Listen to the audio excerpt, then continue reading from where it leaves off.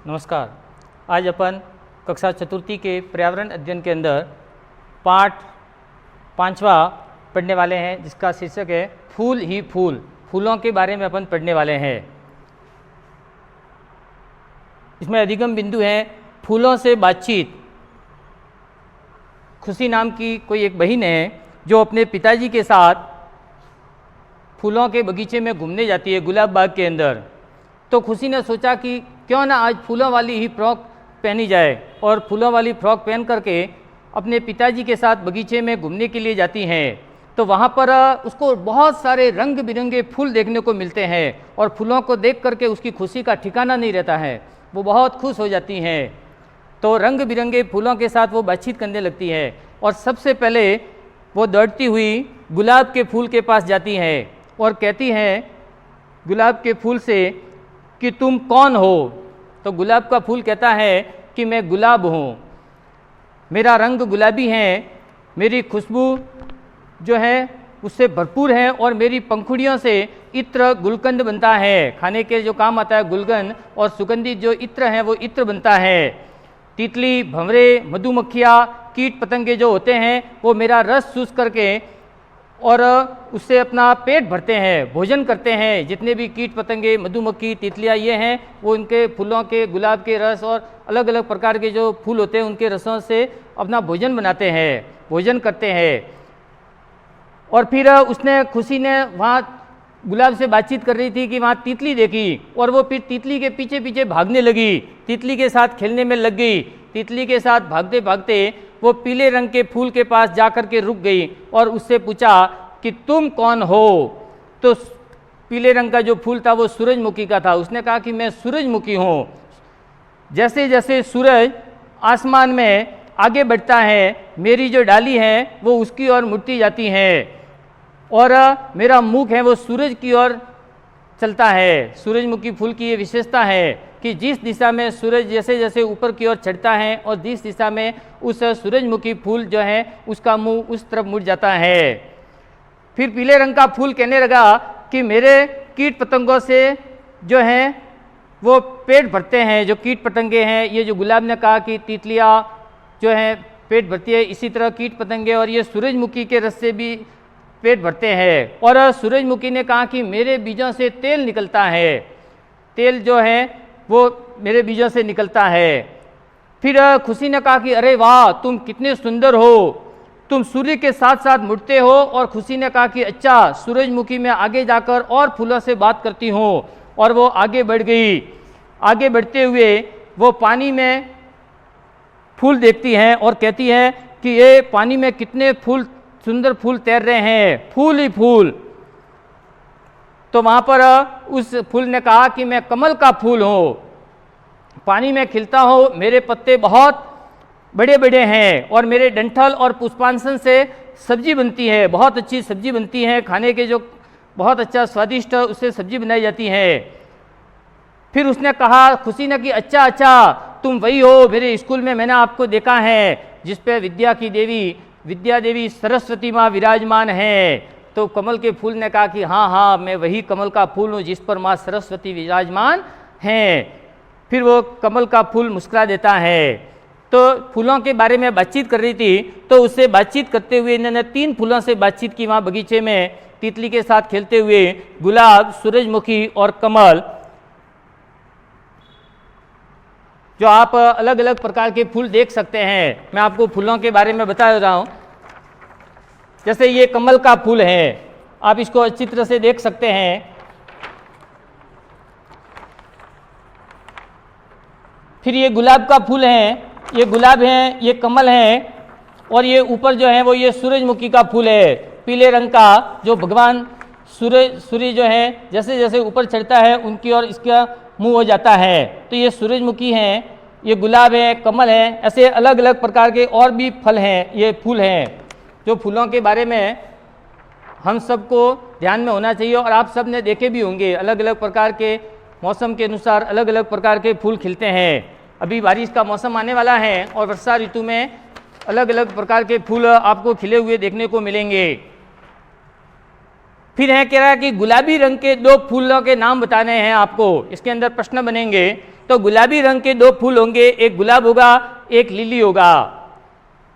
फिर अगला प्रश्न बनेगा, जल में खिलने वाले 2 फूलों के या और भी ज़्यादा फूलों के नाम आप बता सकते हैं। तो उसमें जल में खिलने वाले फूल होंगे कमल, वाटर लिली, पॉन्डवीड। फिर पीले रंग के 2 फूलों के नाम बताइए। तो सूरजमुखी, गेंदा, जो गेंदे का फूल है वो आप देख सकते हैं, ये इस तरीके का ये फूल है, ये गेंदा, ये गेंदे का फूल है, आप देख सकते हैं पीले रंग का। फिर आगे जो फूल होगा कि कौन कौन से फूल खाने के काम आते हैं। तो खाने के फूलों के बारे में अभी अपन ने कमल के बारे में पढ़ा कि कमल के डंठल और पुष्पासन से सब्जी बनती है। फिर सहजने का फूल, ये फूल खाने के काम आते हैं। गुलाब का फूल भी लिख सकते हैं जिससे गुलकंद बनता है। फिर किन किन फूलों के बीजों से तेल निकलता है। तो सूरजमुखी, कलोना, सरसों, ये जो फूल है इनसे तेल निकलता है। फिर किस फूल की पंखुड़ियों से गुलकंद बनता है। तो गुलाब के फूल जो होता है उसके गुलकंद बनता है, उसको गुलाब की जो पंखुड़ियाँ होती हैं और पंखुड़ियों से गुलकंद बनाया जाता है जो खाने में बहुत स्वादिष्ट होता है। फिर राजस्थान के राज्य पुष्प का नाम क्या है। अपने राजस्थान राज्य में अपन रहते हैं, तो राजस्थान के राज्य पुष्प जो है वो रोईड़ा है। रोईड़े के बारे में अपन सबको जानकारी होनी चाहिए। इस तरीके का ये फूल होता है, जैसे ये कुमुन्नी है, गुड़ल है, इसी तरह का इसके जैसा ही लगभग जो फूल होता है वो रोईड़े का फूल होता है। फिर भारत के इसका चित्र भी बना सकते हैं आप। फिर अंतिम प्रश्न जैसे हैं, भारत का राष्ट्रीय पुष्प का क्या नाम है। तो भारत का राष्ट्रीय पुष्प है वो कमल है, जो अभी अपन ने पढ़ा कमल के बारे में, जल में खिलने वाला जो हमारा राष्ट्रीय पुष्प है, तो उसका चित्र भी बना सकते हैं। फिर अधिगम बिंदु के अंदर दूसरा बिंदु है वो मधुमक्खी अच्छी है।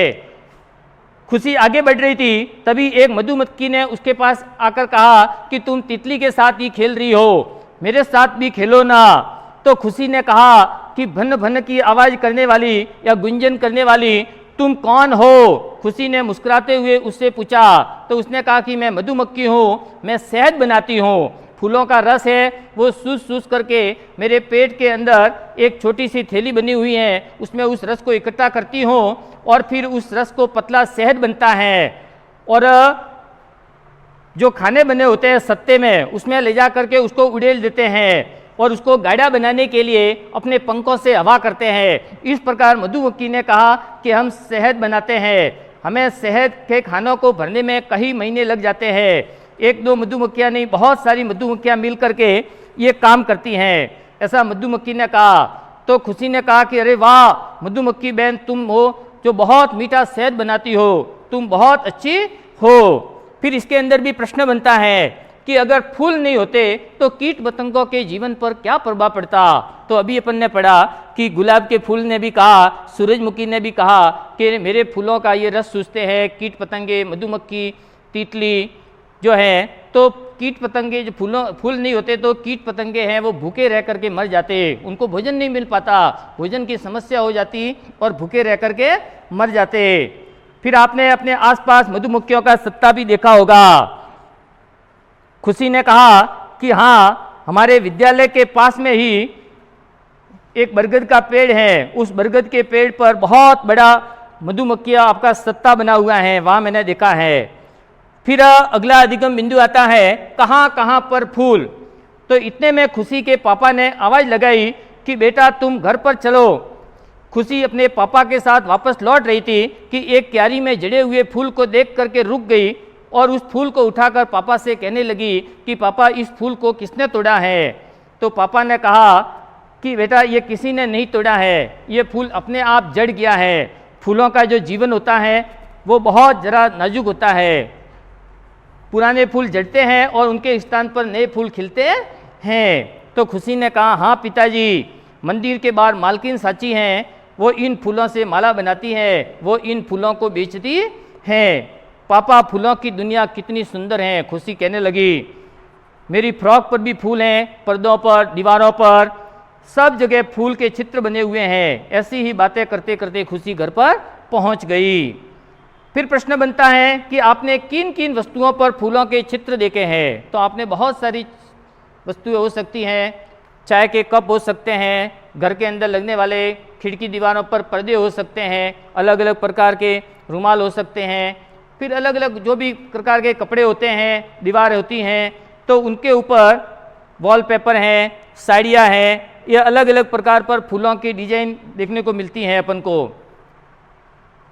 फिर अगला प्रश्न बनता है कि अगर आपको एक माला बनानी है तो आपको क्या क्या सामान चाहिए। अपन को यदि फूलों की माला बनानी है तो सबसे पहले अपन को फूल चाहिए माला बनाने के लिए, और उसके बाद एक बड़ी सुई चाहिए और धागा की आवश्यकता होगी। फिर सुई धागे में फूल पिरो करके 25-30 फूल लेकर के एक माला तैयार कर सकते हैं। यदि बड़ी माला बनानी है तो और भी ज़्यादा फूलों की आवश्यकता होगी। फिर प्रश्न बनते हैं कि बाजार में फूल किस भाव से बेचे व खरीदे जाते हैं। तो मौसम के अनुसार जिस मौसम में फूल ज़्यादा खिलते हैं उस मौसम में फूलों का भाव थोड़ा नीचे कम रहता है, लेकिन गर्मियों का मौसम है, जिस मौसम में फूल कम आते हैं उस मौसम के अंदर फूलों के भाव बहुत ज़्यादा होते हैं। ऐसे प्राय फूल हैं वो 80 से 100 रुपये किलो के भाव से बेचे व खरीदे जाते हैं। फूलों का हम कहाँ का उपयोग करते हैं। तो फूल होते हैं, फूलों को अपन सबसे पहले अपन को ध्यान है कि मंदिर के अंदर भगवान को चढ़ाने में भगवान के लिए फूलों का उपयोग करते हैं। फिर किसी का सम्मान करना है, कोई शादी ब्याह है, कोई सजावट करनी है, तो ऐसे फूलों का काम होता है। फूल इत्र बनाने में भी फूलों का उपयोग होता है। तो इस तरीके से फूलों का उपयोग अलग अलग क्षेत्रों में किया जाता है। फिर किसी भी माला को देखकर उसमें पिरोए गए फूलों को गिनिए। आप उसमें माला में देख सकते हैं कि कितने फूल है तो लिख सकते हैं। एक माला में 25 से 30 छोटी माला है तो उसमें फूल हो सकते हैं। फिर हमने सिक्का में देखेंगे कि फूल कई तरह के होते हैं। अलग अलग प्रकार के फूलों के बारे में अपन ने पढ़ा। फूल हमारे कई काम आते हैं। फूल कई जीवों के जीवन का आधार है, जैसे कीट पतंगे, तितली, ये अपना फूलों से भोजन बनाते हैं। मधुमक्खियाँ शहद बनाती हैं। फिर आपके क्षेत्र में कौन कौन से फूल लगते हैं। तो अपने क्षेत्र के आसपास जो से फूल हैं वो अभी इन फूलों के बारे में पढ़ा। ये सारे फूल अपने आसपास क्षेत्रों में भी देखने को मिलते हैं। तो फूलों से नित हंसना सीखो, भौरों से नित गाना सीखो। फूलों की जो दुनिया है वो बहुत अच्छी है, हसीन है। फूलों की तरह हम सब की अभी जो जीवन है वो इसी तरह हंसता खिलता रहे, ऐसा हम सबको ध्यान रखना है। तो फूलों के बारे में अपन ने पढ़ा। जो प्रश्न उत्तर हैं, ये कुछ प्रश्न मैंने बोर्ड पर भी आपको बताए हैं, और भी प्रश्न हैं जो PDF के माध्यम से आपको कक्षा कार्य व गृह कार्य में मिल जाएंगे। धन्यवाद।